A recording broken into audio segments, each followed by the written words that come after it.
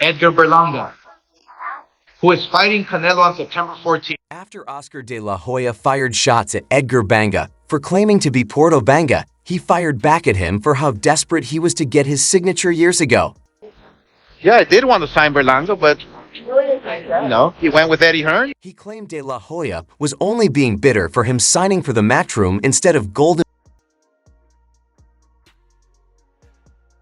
Ahead of his fight against Canelo Alvarez, Edgar Berlanga is clearly on a trolling spree, and he kicked off quite well during his pre-fight press conference with Canelo Alvarez. But he has now turned to Oscar de la Hoya, who made several attempts to woo him over to Golden Boy Promotions after the expiration of his contract at Bob Arum's Top Rank. Well, it turns out Edgar Berlanga began trolling Oscar La Hoya because he fired the first shot. Now he claims he has a whole country behind him. Number 14 now, he claims he has a whole country behind him. Oscar and Canelo have possibly the most bitter feud in boxing, a feud that almost led to a brawl the last time they met.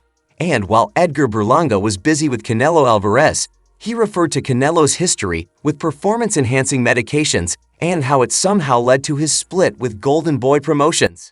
This fight will not do well on September 14th. Before this, Oscar de la Hoya had earlier fired shots at Edgar Berlanga for claiming to be Puerto Rican while he barely lived there. However, Berlanga has now insulted de la Hoya for coming at him despite chasing after him crazily last year. "Bro, you're from Brooklyn. I think I'm more Puerto Rican than you are," Berlanga claimed. Oscar de la Hoya was literally mad over him and went as far as leaking their chats. This happened after he had initially tweeted 10 weeks ago, "This fight will not do well on September 14th. Get off my head. Oscar de la Hoya, you were dying to sign me last year and flew in to sit down with me and was on my head. I'm going to have a bag of Coke for you." Facts. When I'm spitting the truth. Idiot. As for de la Hoya, Berlanga was more keen on making him appear bad after firing shots at him unprovoked, as de la Hoya had earlier wooed him into a Mexico versus Puerto Rico clash against Jaime Munguia. "Yeah, I did want to sign Berlanga, but he went with Eddie Hearn. He didn't only expose the chats. He exposed some of Oscar de la Hoya's public interviews where he had repeatedly called out the undefeated fighter. Wait, but all I'm doing is speaking facts." As it was last year, Oscar de la Hoya was determined to add Edgar Berlanga to the Golden Boy Promotions roster.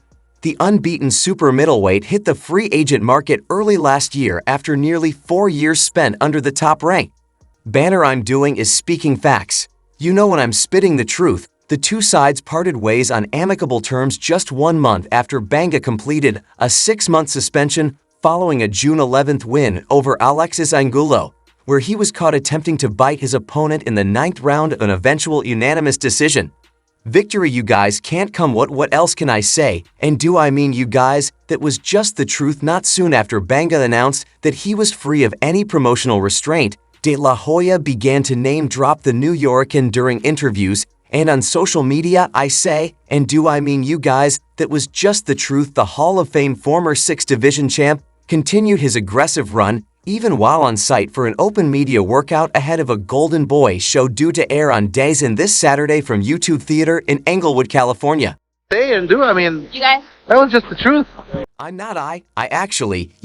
I did want to sign Berlanga, but I want to give a shout out to Berlanga, Hoya told host Beto Duran, completely changing the subject after discussing this weekend's show and other upcoming Golden Boy events.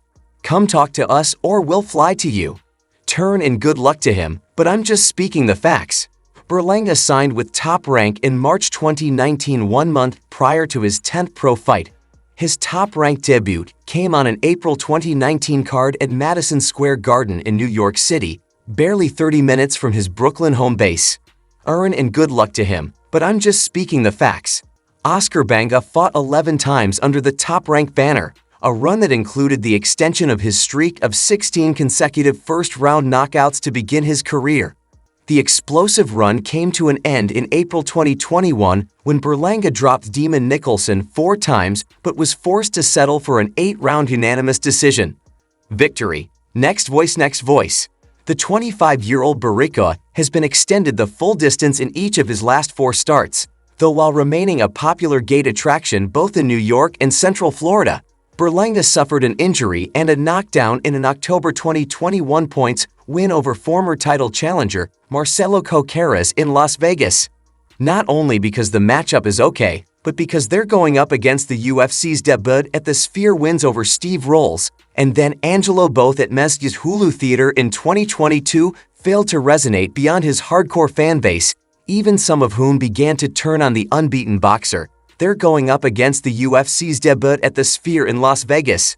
There was curiosity about when he would return to the ring upon the end of his suspension last December. However, the absence of his name from several rolled-out top-ranked dates in the first part of 2023 caused speculation that the two sides were no longer on the same page, with confirmation of an agreed-upon split revealed in mid-January now. That's a spectacle that everyone and their mother has been waiting to see. Berlanga is managed by Keith Connolly, the 2019 Boxing Writers Association Manager of the Year, who enjoys strong relationships with several promoters, including Golden Boy. He's an exciting fighter who has had an exciting career with Top Rank. I respect Bob Arum for what he's done for his career, noted De La Hoya, who spent much of his Hall of Fame career with top-ranked companies before forming his own company in 2002. Everyone and their mother have been waiting to see it since it opened up about a year ago, but for some reason they parted ways. It's now time to move on. Hey, shout out to Banga as for Banga splitting with top-ranked companies. Bob Rum said at the time that there were no hard feelings or anything of the sort since it opened up about a year ago, and who is funding it and making it all happen. We had a different philosophy, and we didn't want to hold him back. He is bound and determined to proceed at a pace that we don't think he's ready for. He thinks differently, and I wish him all the luck in the world. He's a nice young man, and his father is a nice guy, but we just have a different philosophy of where he's going and who is funding it and making it all happen. Turkey Alesic Canelo Alvarez is about to lock horns with Edgar Berlanga on September 14th at the T-Mobile Arena in Las Vegas. The duo will fight for Canelo's World Boxing Association, World Boxing Organization, and World Boxing Council super middleweight titles in a fight that is being marketed as Mexico versus Puerto Rico. You know he went with Eddie Hearn, and good luck to him, but I'm just speaking the facts. This in the past has worked for Canelo extremely well, but Oscar de la Hoya seems to have an issue with Berlanga being identified as Puerto Rican for his Canelo Alvarez fight since he was born and raised in Brooklyn. Thank you, Oscar, and thank you guys, UC. Canelo took the Miguel Cotto fight in 2015 when he was being pressured for a fight against Kenneth Golovkin, and it turned out well for him. And not Cotto's rivalry with Antonio Margarito gave us two of the greatest fights in boxing history. However, Berlanga hasn't quite reached Cotto's level yet. Regardless, Oscar de la Hoya took the opportunity to take shots at Berlanga. De La Hoya and Canelo less than 0xC3 greater than less than 0x81 greater than Alvarez have had a strained relationship since their split in 2020, with both parties exchanging direct and indirect jabs. Now, it seems Berlanga has found himself entangled in this ongoing feud.